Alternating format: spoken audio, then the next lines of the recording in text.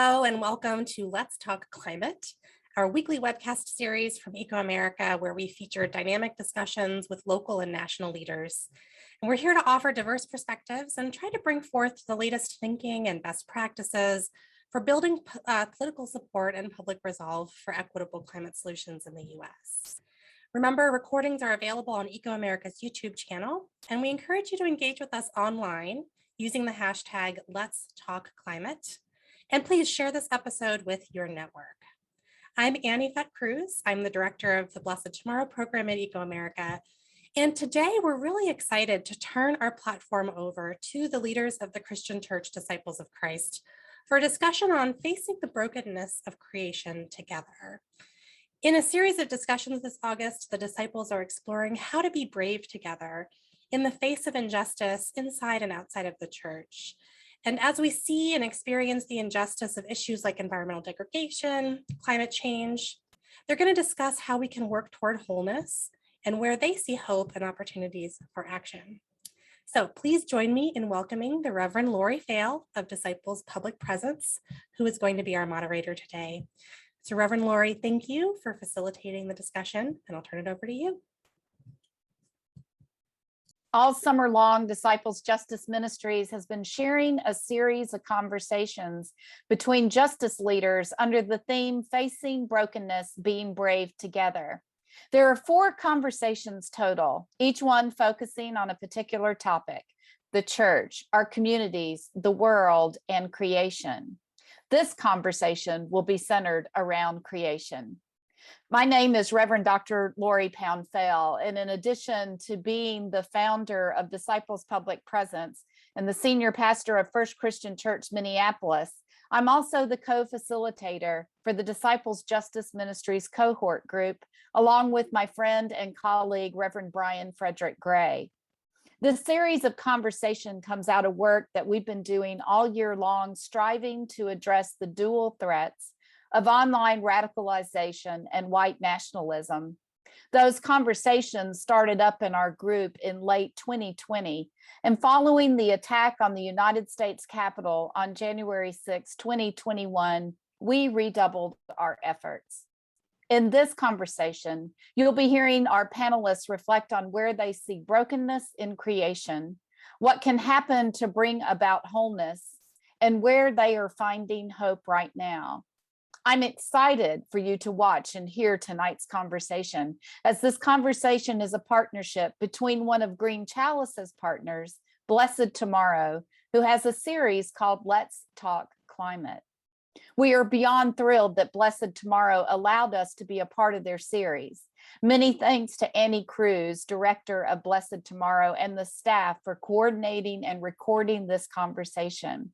We're grateful for this partnership and look forward to other ways that we can work for justice together.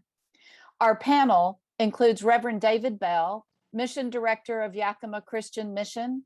He is also representing Reconciliation Ministries for the Christian Church and Disciples Center for Indigenous Ministries.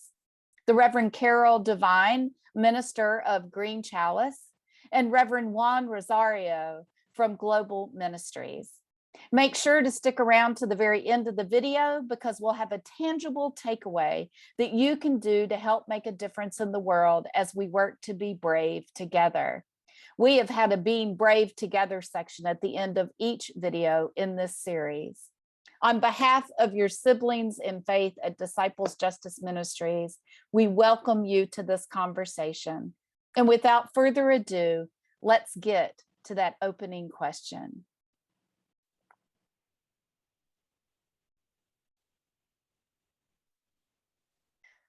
Carol, where do you see brokenness in creation, and what does this look like for you? Oh, thank you, Lori, and thanks to the other panelists. It's an honor to be here. As probably many of you know, the Intergovernmental Panel on Climate Change came out with their most recent report just earlier this month.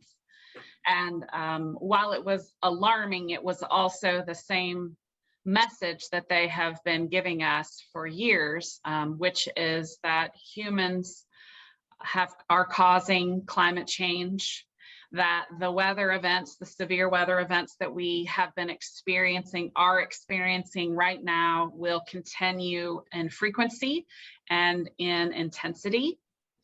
And most importantly, that there still is time and we still can make a difference if we act swiftly and strongly.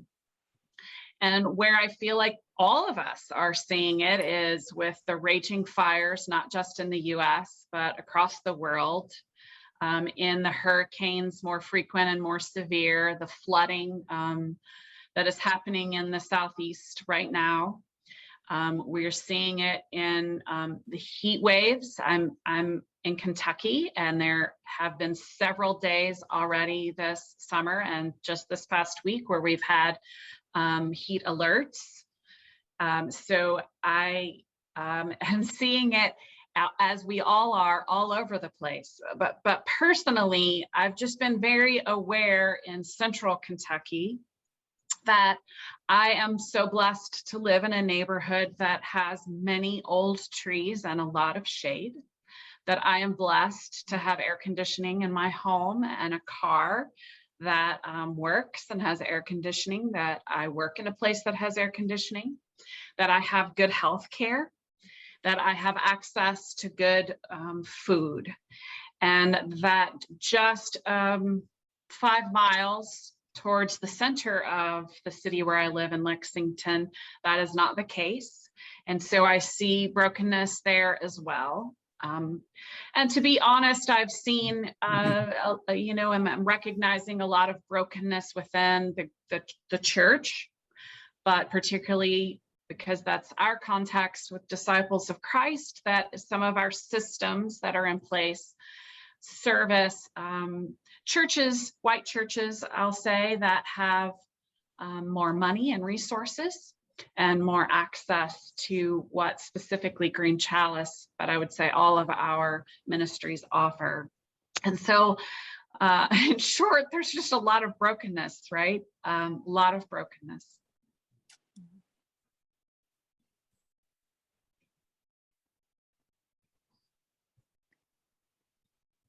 Juan, where do you see brokenness in creation, and what does it look like for you? I think in my case, in Puerto Rico, we live in an island, so it's very easy to see all the signs of climate change. We have been seeing it for the last probably 3 decades, and they are so visible. For example, my wife's father and my wife's father lives in the coast, and they are losing their home. The sea is destroying the home because it's coming towards the house. There used to be like 100-meter piece of land of beach of sand in the back of the home, but now it's gone. It's gone. So we are losing all our beaches in the north part of the island in such a way and such a pace, so fast that we can see everywhere. We don't need to have the report from the United Nations. We see it every day. The seasons are changing in Puerto Rico. The precipitation patterns are changing in such a way that the east part of the island is drying up, and the west part of the island is receiving more rain. So everything in that sense related to rains are changing. But the really big wake-up call in brokenness, physical wake up, was year 2017, when we have 3 huge hurricanes, one after the other. One in less than 2 weeks, in about 2 weeks, we have 3 major hurricanes passing near our island. We spare one, Jose spared the island. Irma passed north and destroyed some of our electrical system, but Maria went all the way through the island. And then everybody started talking about climate change, because we have a saying in Puerto Rico that we don't pray until we see the hurricane coming, until we see the storms. And the problem with our island is that our government is not doing enough to deal with that. I think that even churches are a little bit slow and late in the sense that they are not having that. I think climate change should be in every single sermon, in every week in our country, and it's not happening. So we see a lot of things that we should be doing, and we are start doing, and the churches also start doing. I think there are some things happening, but climate change in our island is a matter of life and death. We don't have any other place to go. This is a very small island, densely populated. Thank you, Juan. Dave, how would you answer the questions?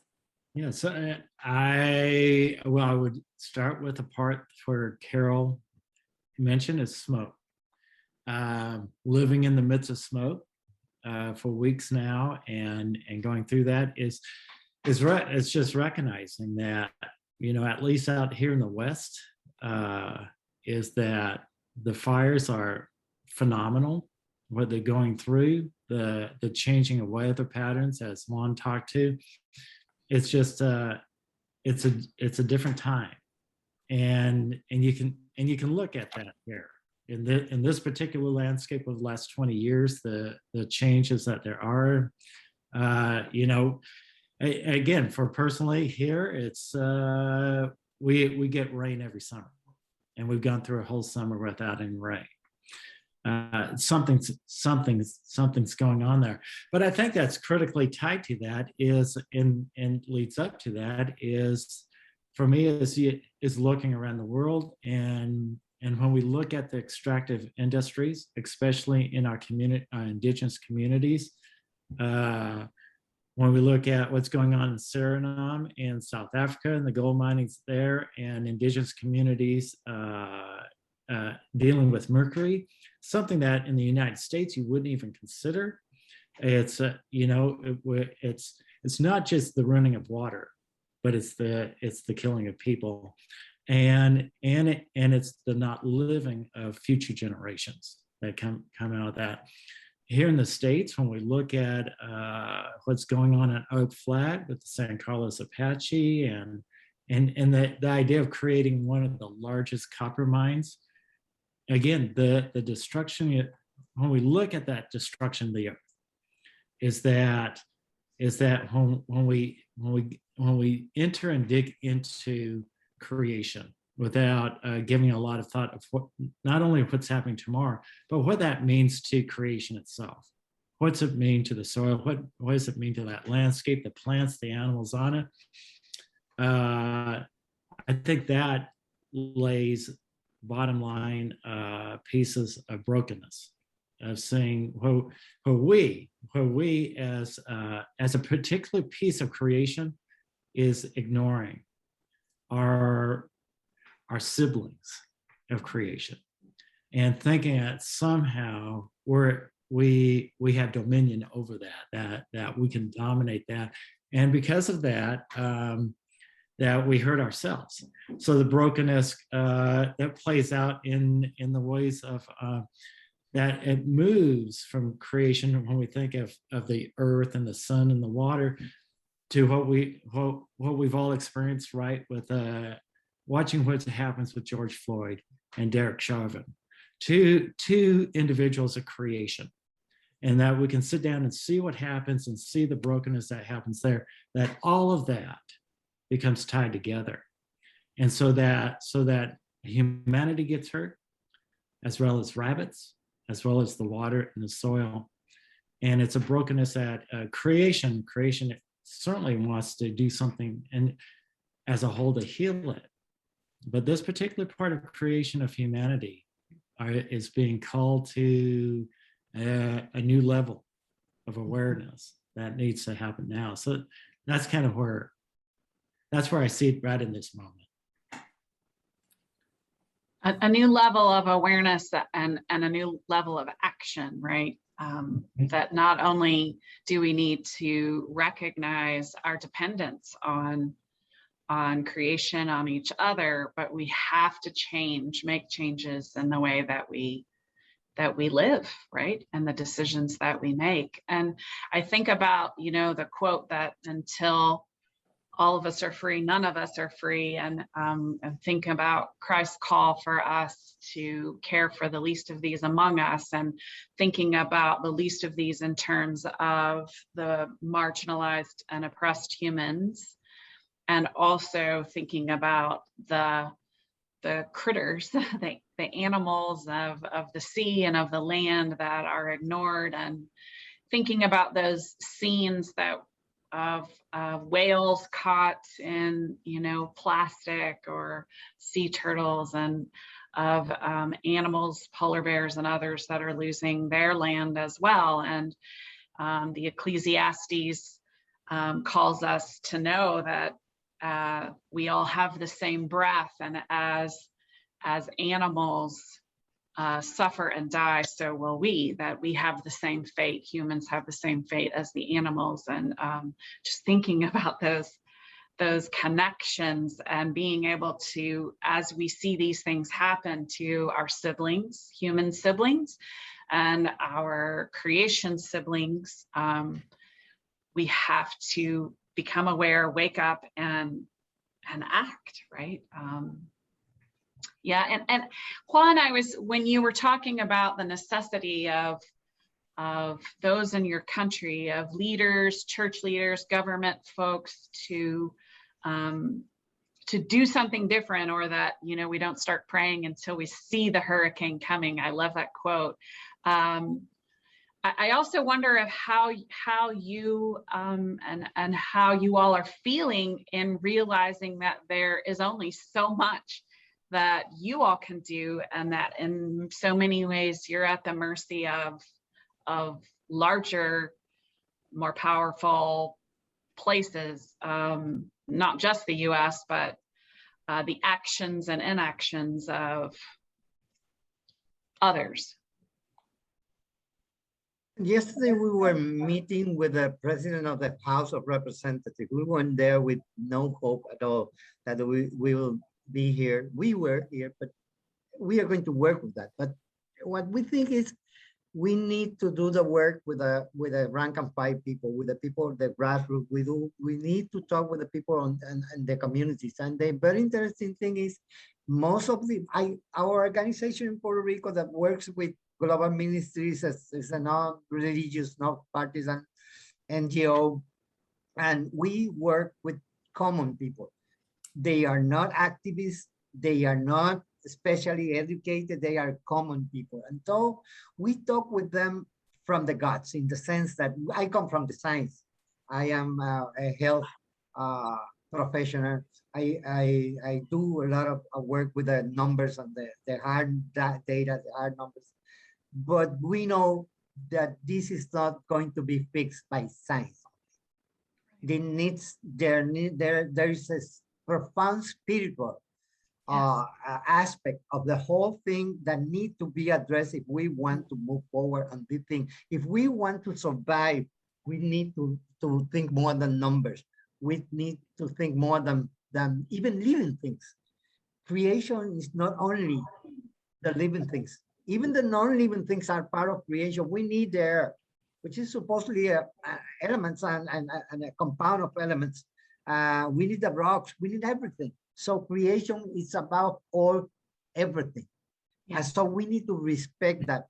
We need to put ourselves in a position in which there is even one doctrine that it's one narrative about us being like stewards of nature. I don't even think we even qualify to be stewards. Yes. I think we all have to be servants. That's all we should be, servants. We should obey.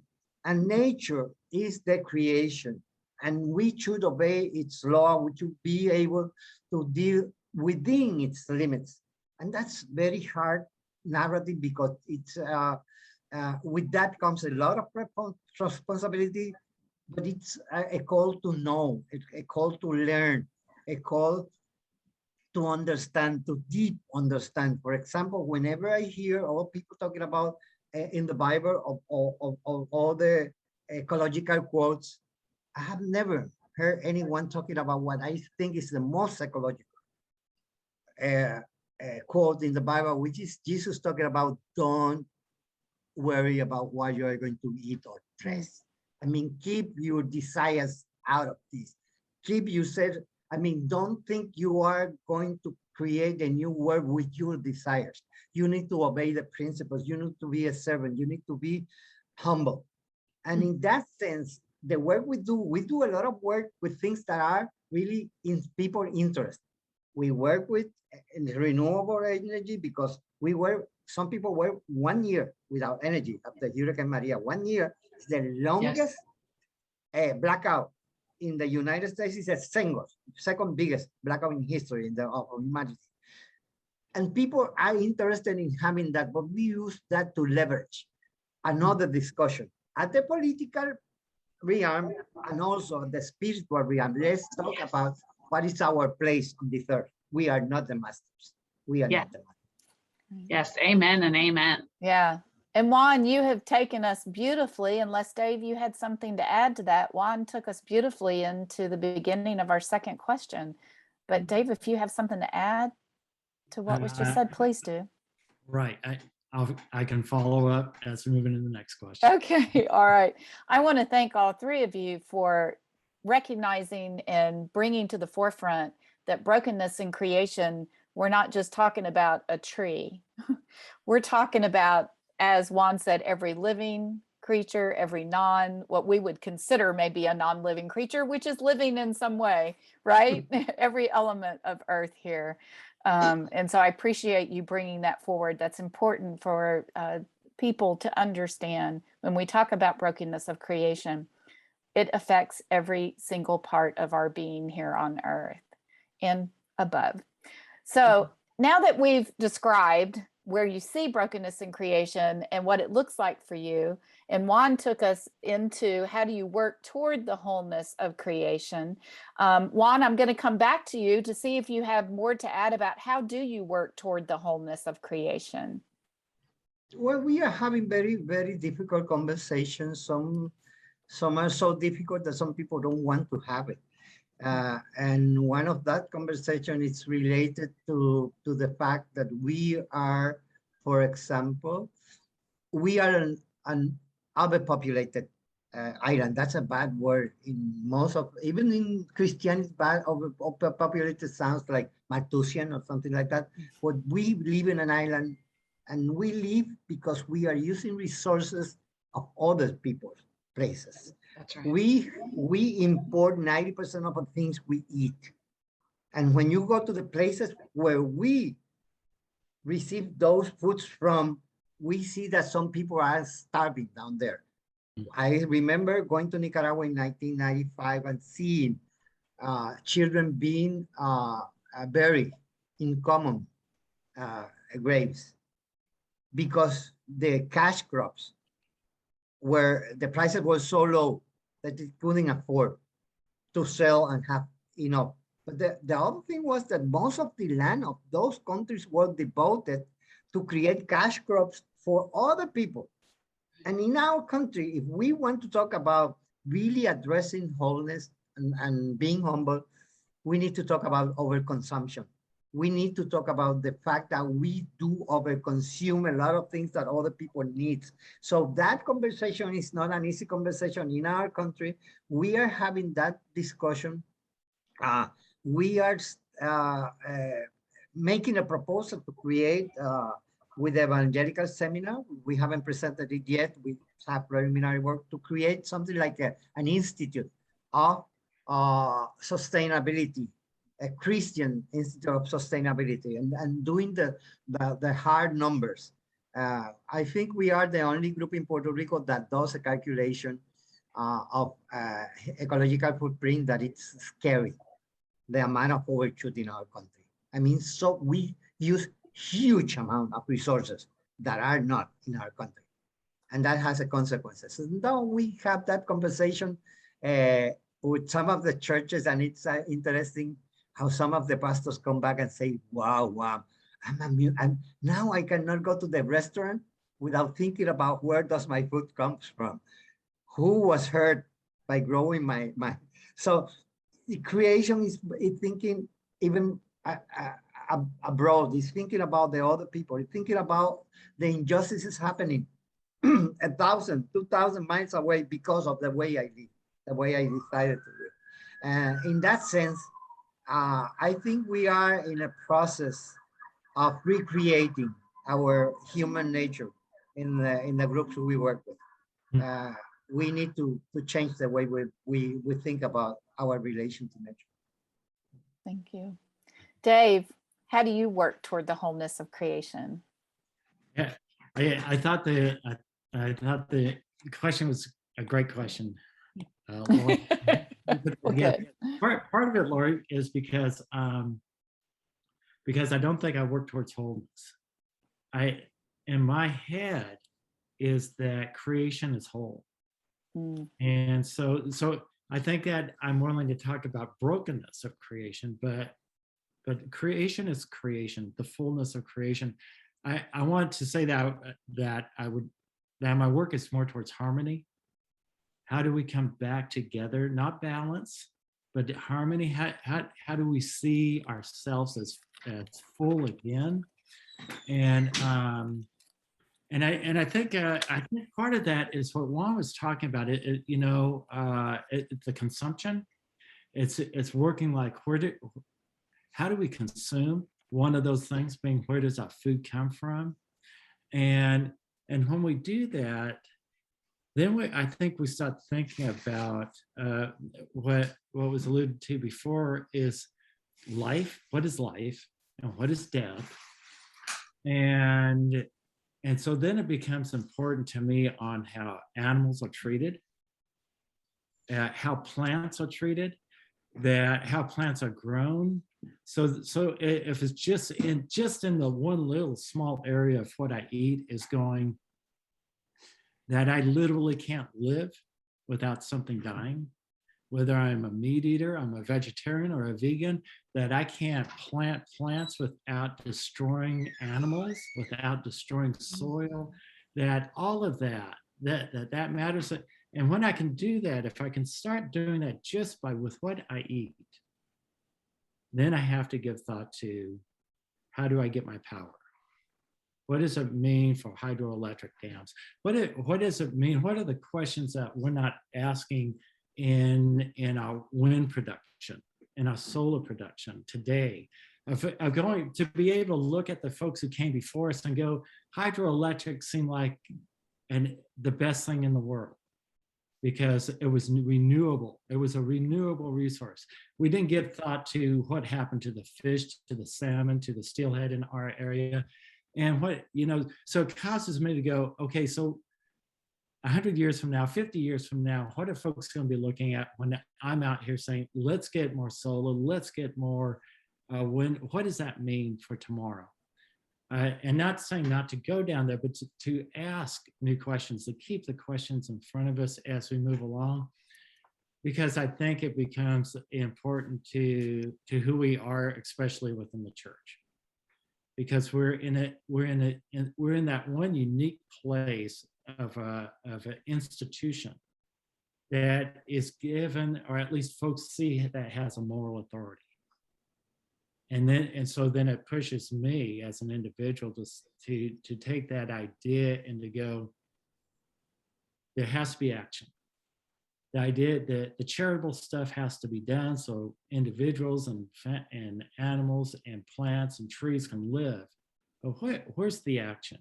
Where do I become actionable? And more importantly, where do I call my institution into action? So it must use the moral authority that it has been given, at least by the folks within that organization, to use that and to say, we have to act. Something has to happen today.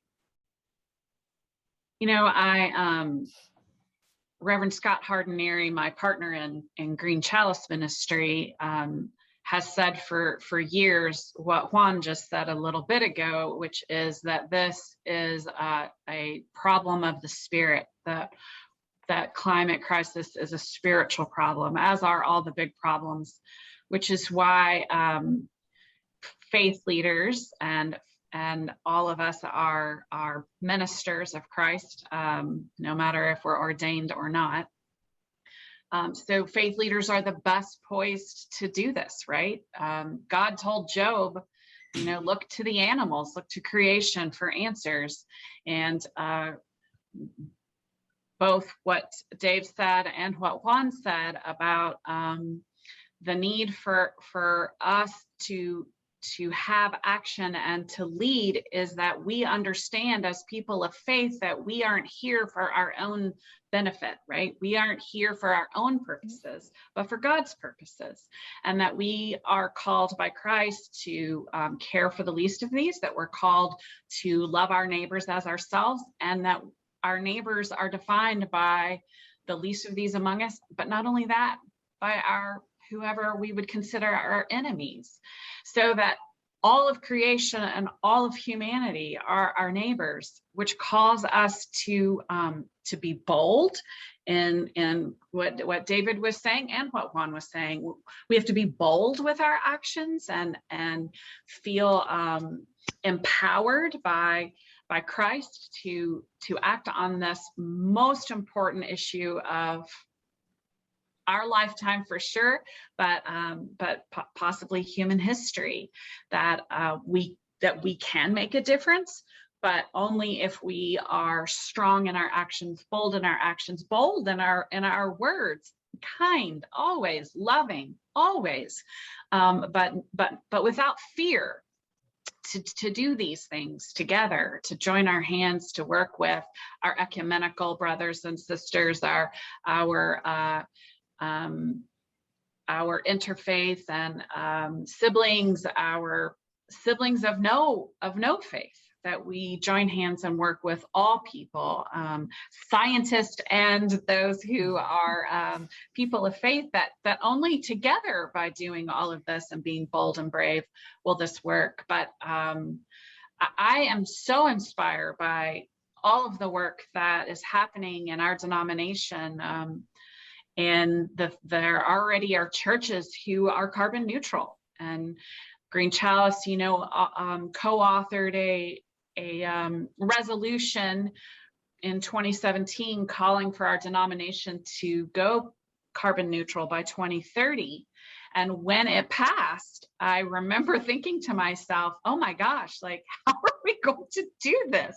Like, it just seems so insurmountable. And yet, we already have congregations that are carbon neutral, and many others who are working toward that, and individual disciples who are carbon neutral in their own lives, and others who are joining and working towards that.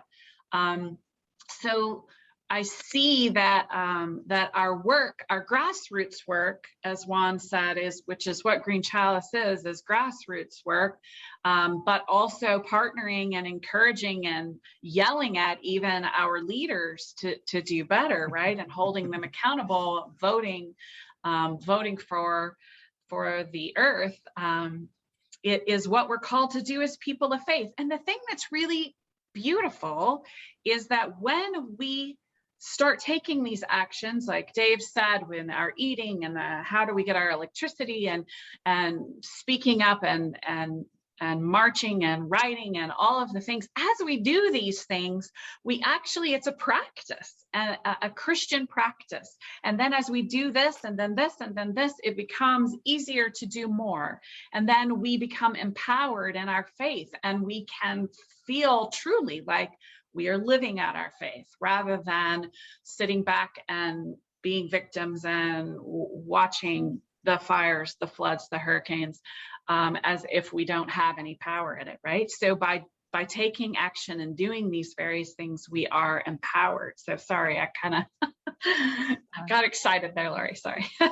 That's good, that's good. Yeah. Dave or Juan, do you have any follow-up to what Carol said, or follow-up to what Dave or Juan have said? I just want to make a comment. It's about giving thanks for being invited to this beautiful conversation, and the thing of people talking about harmony, but also about bravery in pushing the thing and making our politicians accountable for that. We need to be more more loud in the sense that we need to be more prophetic. I always say in the churches, I know I'm not part of any church in Puerto Rico, but I do pass a lot of time in all temples in Puerto Rico. And most of the time we talk about we need to stop with the pink ministries and start being more prophetic.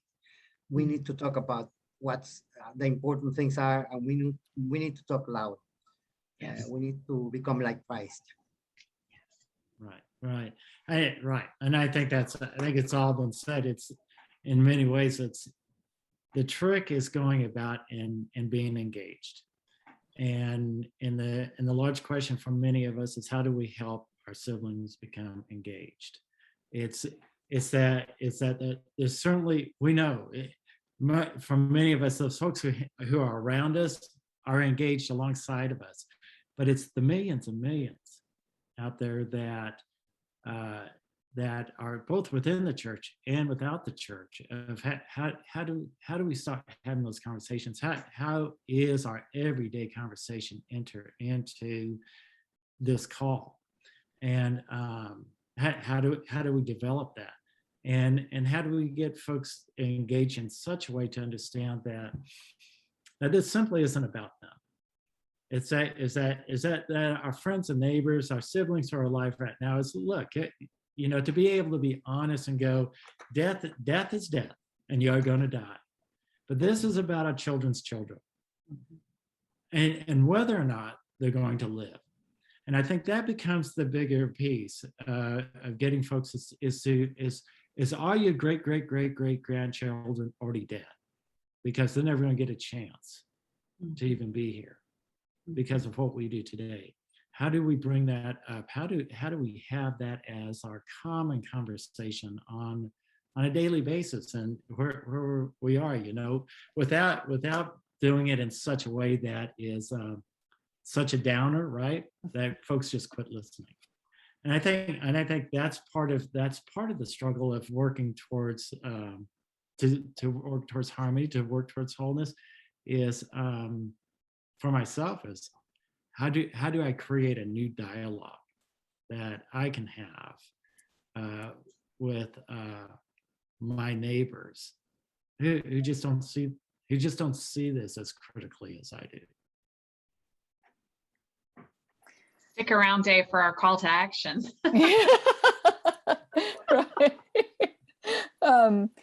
Right. I really appreciate the use of the word harmony. Mm-hmm. And the use of that we need to be saying that we need to be prophetic.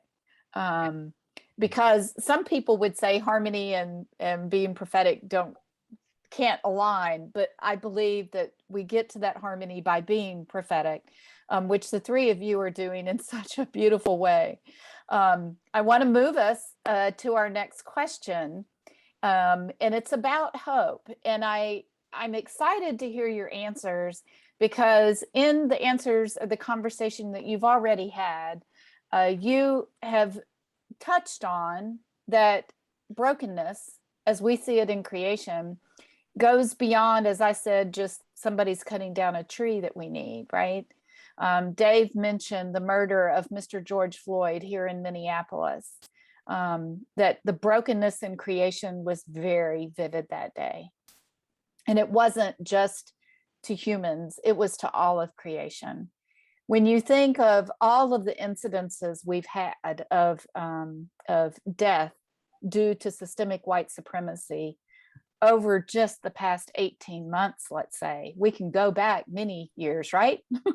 But let's just even over the past 18 months or so, sometimes it's hard to see hope. Mm-hmm. It's really hard to see it.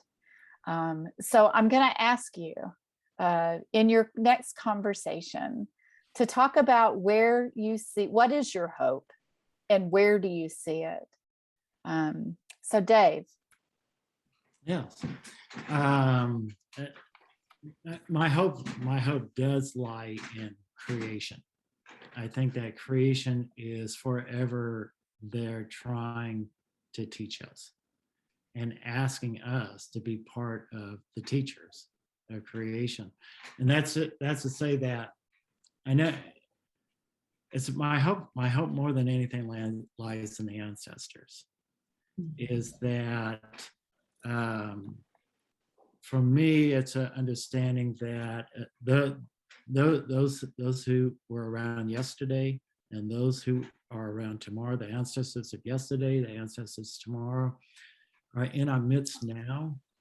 And we have to learn how to listen better. That my hope lies in, those ancient stories, right? And for Christians and Hebrews, we've got our own that it lies in the dirt and lies in the water. That Juan talking about science, that science piece earlier, is we know we're no more than dirt and water. The ancient people knew that, right? Whether it's the Genesis text or whether it's the creation story of the Hopis or the creation stories out of China, is we're no more than dirt and water. And recognizing that is to know that being the case, as our ancestors are alive in us now, those who have been and those who will come, and more so is each of our ancestors, the multiplicity of our ancestors, that water of who they were is what we drink on a daily basis. I believe that when we start listening closer and deeper to our bodies and to the words of our neighbors and to the water that flows on a daily basis, the wind that blows, I think the answers are there. But we have to develop new skills that instead of that there's the truth that there is life in the air, and that there's different stories being told. I know it just seems a little weird, a little oddball, but here's what I'm trying to say is we're going in the fall here, and the corn will be turning soon and turning brown, and the wind will come. And there is something about in the fall, in the late fall, as the corn, the last bit of the green is in the corn, it's really dry, the wind comes through, and you can stand in these cornfields and listening to the rustle in the slightest of the breeze. It is in that combination of the corn and the wind that we can listen to the death song of the corn as it dies, but it's only given to us in combination with the wind.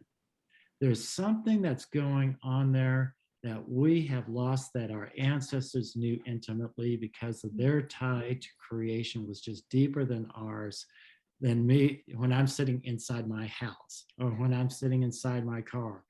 To be out in the midst of the ground and the wind, there's something going on there that our ancestors are telling us. And I think that's where the hope lies for me.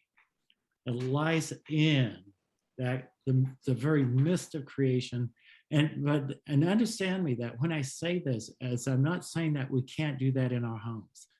Those trees that gave their life to build our homes. If you're in a place of trees, right? You may be in a place of dirt. That there is a voice there, but it's a voice that takes a different way of listening that we've been taught in this world, especially for us in the United States. Not to listen. Do not listen to the animals. Don't listen to the plants. Don't listen to, like Juan said, the rocks. Don't imagine listening that, because if you do that, you can no longer be an extractive industry. Extractive industries, you can't be a part of profit, you can't be a part of power, because that calls you to be a part of creation. That's where my hope lies, is right smack in the midst of creation. Thank you, Dave. I want to be conscious of our time, so I'm going to move on to Carol. What is your hope, and where do you see hope? Well, when Green Chalice started in 2007, just in the state of Kentucky, it was just the passion of the hearts of a bunch of Kentucky disciples. And in 2011, it went denomination wide. And when in 2011,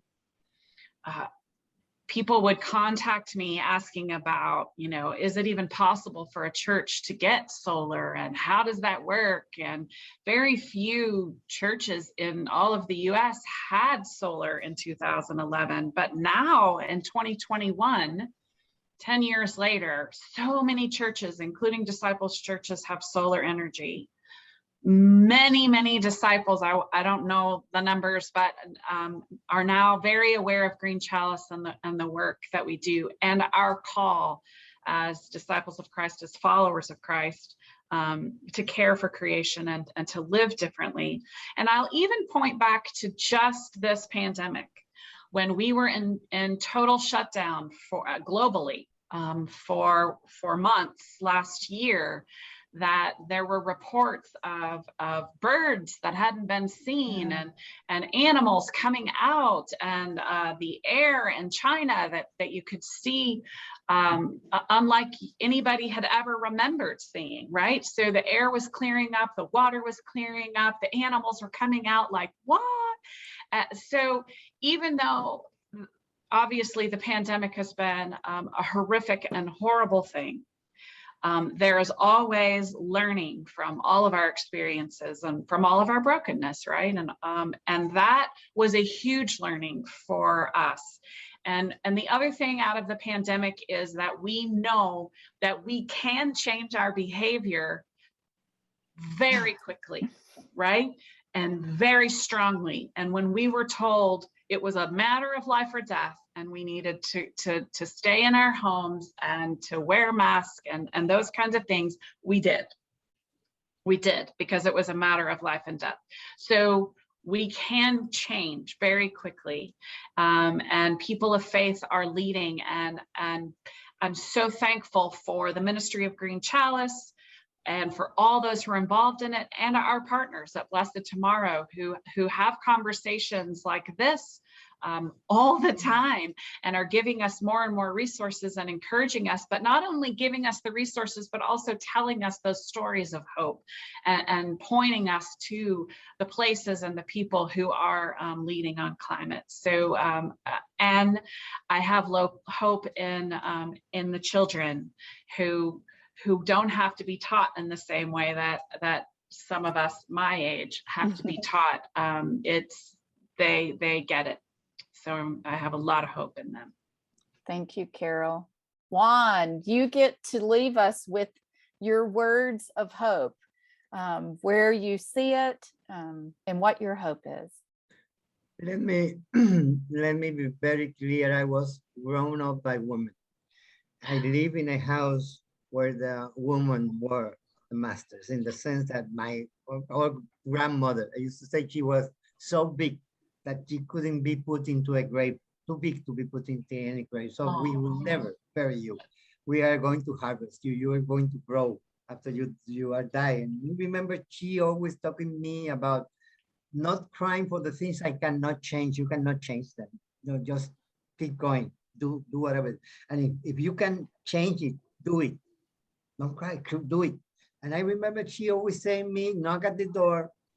If they don't open, keep walking and knocking at other doors, because someone will open. Sometimes someone will open. So I spent all my life doing things that people say that's impossible. That's impossible. And things that were very long-headed. I mean, 20 years from now, 50 years from now. And some of the things I have never yet get to.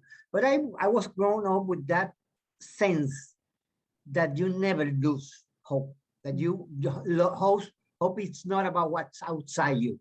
Hope is about what you have inside, and what you know that it's going to come, like Paul used to say, the things that haven't happened yet. So, and after that, I remember the people asked me about how can I keep going and being optimistic. And I said, I'm too coward to commit suicide. I won't do that. And I cannot live without hope, because I will commit suicide. I cannot do that. But then after that, I had an experience that changed my life. there is a saying, there is a scientific that said, like 10 years ago, I don't remember his name. He said, if we do the right things, we may keep humanity on the earth for many, many more years. Mm. If we don't do the right things quickly, our sons and daughters will have a miserable life, but our granddaughters and grandsons will have no life. So that's why he said that about 10 years ago. And then I had a granddaughter that one day asked me, because she knew that I work in the environmental stuff, and she heard all the very strong stories about what was happening with pollution and all those things, and water and climate change and everything. And one day she was like 6 years old. She asked me, Grandpa, when I grow up, will Puerto Rico exist? Will I have a country? And then I said, now hope is not only about things outside. Now hope is about a duty. It's about things that we need to do. And we are going to do it. And outside it will happen. And it will happen because we need to have the faith to make it happen. So every day I wake up to a new things that some said that wouldn't happen, like you said about going solar. So we are working now in 9 different municipalities with groups, and they are deploying the system themselves. They are learning themselves. They are doing the whole thing themselves. I hope that together with the change in the solar stuff, we start changing our minds and our heart. It's about metanoia. It's about repenting. It's about changing the way we see the other, we see the world. And although, again, I'm not a Christian in the sense that I don't belong to a church, I always think that the most beautiful message I have ever heard came from a man called Christ saying, do it. And you just start, complaining and everything. Do it. You have the power to do it. And we have the power to do it. Yes, amen. Amen. Thank you so much, Juan. Thank you, Dave. Thank you, Carol. Your conversation has been not only enlightening, educational, but inspiring. And I appreciate it so very much. And it's been a blessing. And speaking of blessings, a big thank you again to Blessed Tomorrow for allowing us this space. Next up, you will hear Carol sharing a way that we can be brave together. So I hope you will stick around. Thank you so much, Lori. I am so excited to be able to share a few things with you all as we are brave together and taking action. The biggest one is that on Saturday, September 25th, from 11 to 3, we have a climate ambassador training. This is an ecumenical offering to disciples, and then to all of our faith and non-faith partners, to be honest. We would love for you to join Reverend Scott Hardin-Nieri and myself and the folks at Blessed Tomorrow to learn how to be brave and speak on climate. A lot of times what folks are saying to me is that they don't feel confident to be able to talk about this subject, and we will give you the tools that you need for that. It's an incredible program. Please find out more and register at greenchalice.org. The other thing that I alluded to, or didn't allude to, that I talked about is that in 2017, we had a resolution that was passed with Disciples of Christ, and that was calling our denomination to go carbon neutral by 2030. And so we encourage everyone, all denominations, but particularly for our purposes, Disciples of Christ, congregations, and individuals, to look at what does that mean. And you can learn more at greenchalice.org, and you can always reach out to me or Scott to have conversation to learn more. Also, we encourage everyone to sign up for our monthly newsletter, which is Green Chalice News, which you can do that again at our website, greenchalice.org. But also, Blessed Tomorrow has so many resources and information about this work. And you can find videos, you can find past conversations like these with other faith leaders, and so many resources, even resources on how to go carbon neutral. And so I encourage you to visit blessedtomorrow.org. And then finally, please just reach out to me or to Scott to partner to have conversations. We also are willing to do workshops and conversations with your congregations and your regions. And you can find us through our website, greenchalice.org. Thank you. An inspiring conversation. And I just want to say thanks so much to the Christian Church Disciples of Christ for co-hosting this episode, and again, sharing their moving discussion, really identifying those key ways that we can all act today to be brave and work towards the wholeness, or rather the harmony in creation. And again, now is the time. We can do this together. So for all of our listeners, I would encourage you to check out the description below to let us know what you think. Make sure you're engaging with us online using the hashtag Let's Talk Climate. And be sure to subscribe and follow us for the latest thought leadership, resources, and other episodes on climate action and advocacy. So again, from all of us at ecoAmerica and Blessed Tomorrow, I want to say thank you and just reiterate that your passion is important, your commitment is needed, and we are here to support you. We'll see you next time.